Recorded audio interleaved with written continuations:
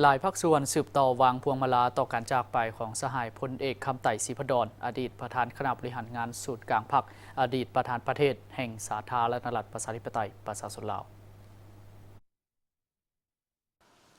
เริ่มต้นด้วยคณะจากกระทรวงยุทธาธิการและขนส่งนำโดย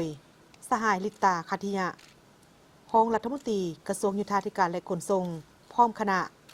ได้วางพวงมาลาอาลัยหักและฮู้บุญคุณอย่างสุดซึ้งต่อการจากไปของสหายพลเอกคำไต่ศรีพดลอดีต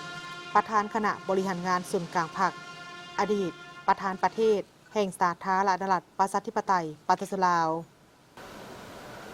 ต่อด้วยคณะจากธนาคารแห่งสาธารณรัฐประชาธิปไตยประชาชนลาวนำโดยสหายนางขันแก้วหลามณีเงาห้องผู้ว่าการธนาคารแห่งสาธารณรัฐประชาธิปไตยประชาชนลาว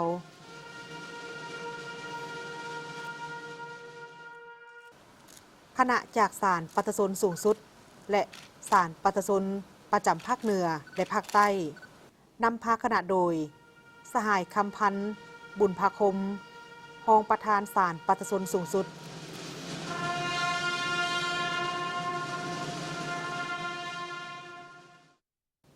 คณะจากสถาบันการเมืองการปกครองแห่งชาตินำโดยสหายภูวงศ์อุ่นคำแสนกรรมการส่วนกลางพรรคหัวหน้าสถาบันการเมืองการปกครองแห่งชาติ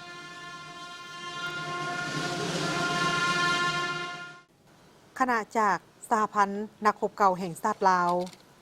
ซึ่งนำพาคณะโดยสหายพลโทแสงนวลไสยราช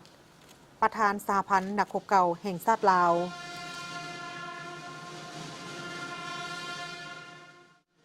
ต่อด้วยคณะจากศูนย์กลางสหพันธ์บัญญิงลาวนำพาโดยสหายนางอาลีวงศ์โนบุญธรรมกรรมการศูนย์กลางพรรคประธานศูนย์กลางสหพันธ์บัญญิงลาว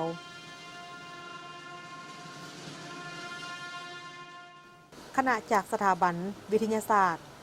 เศรษฐศาสตร์และสังคมแห่งชาตินำโดยสหายกองแก้วไซสงครามกรรมการศูนย์กลางพรรคประธานสถาบันวิทยาศาสตร์เศรษฐศาสตร์และสังคมแห่งชาติต่อด้วย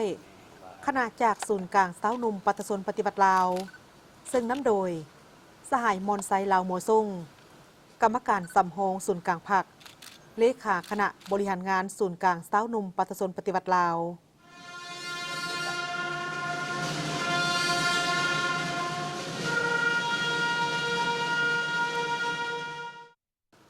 คณะนำจากกระทรวงสาธารณสุขนำโดยสหายดร.บุญแฝงภูมิไลสิทธิ์กรรมการศูนย์กลางพรรครัฐมนตรีกระทรวงสาธารณสุขคณะจากศูนย์กลางสหพันธ์กรรมบาลลาวนำโดยสหายพรสารวิไลเม่งรองประธานศูนย์กลางสหพันธ์กรรมบาลลาว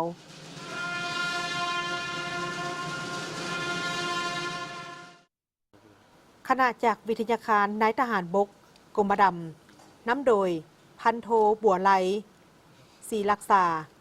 หัวหน้าการเมืองวิทยาคารนายทหารบกกรมดำต่อด้วยคณะจากองค์การอัยการประชาชนสูงสุดนำโดยสหายคำเพชรสมวรจิตรองหัวหน้าองค์การอัยการประชาชนสูงสุด